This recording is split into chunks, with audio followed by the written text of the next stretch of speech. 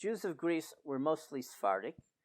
They were expulsees of the Spanish expulsion from 1492, the Portuguese expulsion decree of 1496, and Italian expulsion, primarily from Sicily in 1492-93, and then in 1510 from Apulia.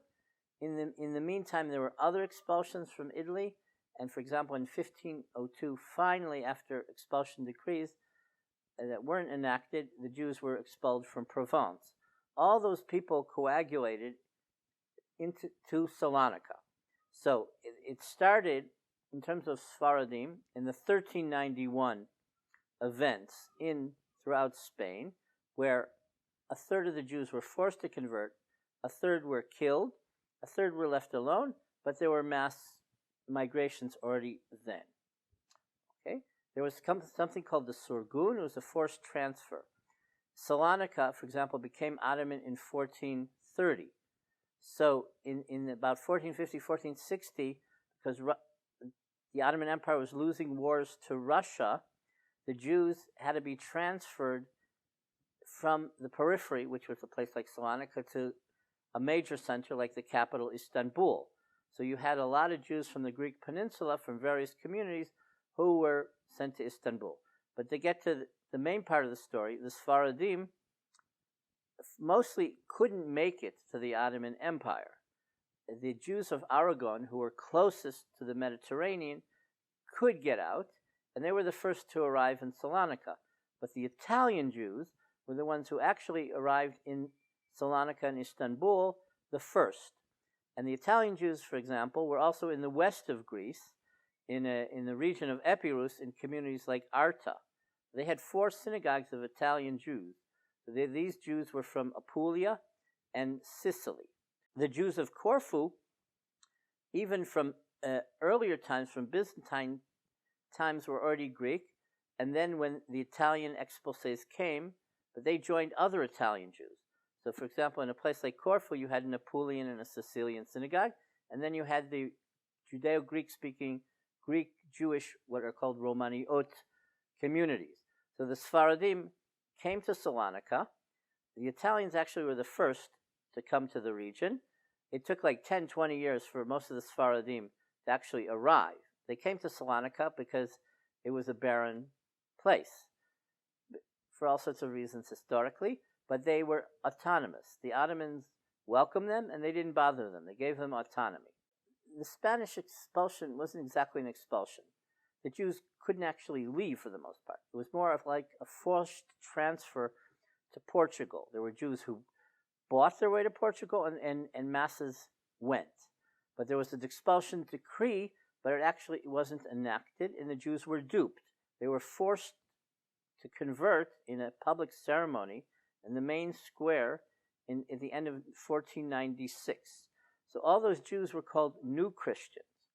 In general, they tried to flee from the main cities, and they went to the eastern and northeastern part of Portugal, and there they could remain in villages, and there they could become Marranos, or secret Jews. Those are the Jews who eventually left and made it to the Ottoman Empire.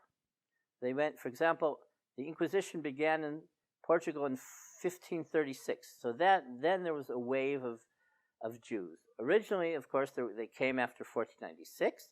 They came after the 1506 riots against the New Christians in Portugal. And they came at the beginning of the Inquisition, because these Marranos, these secret Jews, or Anusim as we call them in Hebrew, they were heretics. So they could be put to the Inquisition if they were accused of what's called Judaizing. So, but most of these Jews went overland via Italy to get to the Ottoman Empire. They went through Albania. They went through what was the former Yugoslavia. So when they got to Salonika, it took a long time. There are very high population estimates that maybe in the 1520s, 1540s, there were 40,000 people.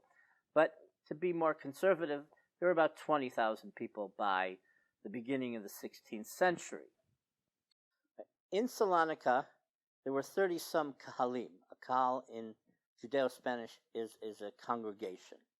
So they came from various places in Iberia, in Spain and Portugal. In Spain, there were the kingdoms of Aragon, Castilla, Navarra, and in Portugal. So when they came to Salonika, the first wave had the name of the synagogue, for example, Kahal Kadosh Portugal Yashan. They were the old Portuguese. The second generation, of course, they rebelled or split from the first generation, became Kahal Kadosh Portugal Hadash. So that's like the basis of the names, and then they're from various geographical places, like in Portugal, like Évora, or from Castilla, or from Lisbon, from Catalan, or Catalunya. So those are the, and then of course Provence. A good part of the synagogues also were of Italian origin, so they came from Apulia, they came from Calabria, they came from Sicily, and so until the 1917 fire in Salonika, all those synagogues existed. Their buildings existed. They continued until the Holocaust. But that's the main base of this Sephardic identity of this large, prolific Sephardic community. Now, in terms of population, the population eventually mounted, but it had ups and downs because of the political situation. So, for example, in 1568, the population went down to, let's say, 15,000. But in 1788, it was already 23,000. In 1862, the population was 38,000. In 1904, it went at the end of the Ottoman Empire, the population was 75,000. In the last year of Ottoman rule, in 1912, the population was 80,000. Then in the Greek period, it's going to go down because of all sorts of anti-Jewish, anti-Semitic events. There was legislation to prevent the Jews from being in national elections. There was a big fire in Salonika, and the Jews got shafted in terms of reparation, greatly shafted, let's say. The Jews didn't want to go to the Greek army. They didn't want what was called the Greek Republic. They wanted to live in a monarchy where they had their autonomy, and they couldn't have the old Ottoman system. So many migrated. In the 20s and 30s, about 15,000 migrated to France. At the beginning of the 20th century, they migrated to the United States, the Americas, England. In the 1930s, 15 to 18,000 migrated to Eretz Yisrael, primarily to Tel Aviv. After the 1931 Campbell Riots, Campbell was the name of a neighborhood in Salonika where people who were refugees from the 1917 fire lived. And they were mostly fishermen and stevedores. The Jews of Salonika controlled the port. And these people, their neighborhood was burned down by Asia Minor anti-Semitic refugees, and they went to Palestine. So at the end of the 30s, at the beginning of the 40s, in the Nazi occupation, there were 56,000 Jews in Salonika, but they had a high population rate, a high birth rate. So somewhere between 3,000 and 5,000 babies were born a year, so that's why the population became stagnant. At the beginning of the Nazi period, 5,000 to 7,000 Jews escaped from Salonika, but the population, even until the deportations 2 years later, in 1953, it was still 56,000.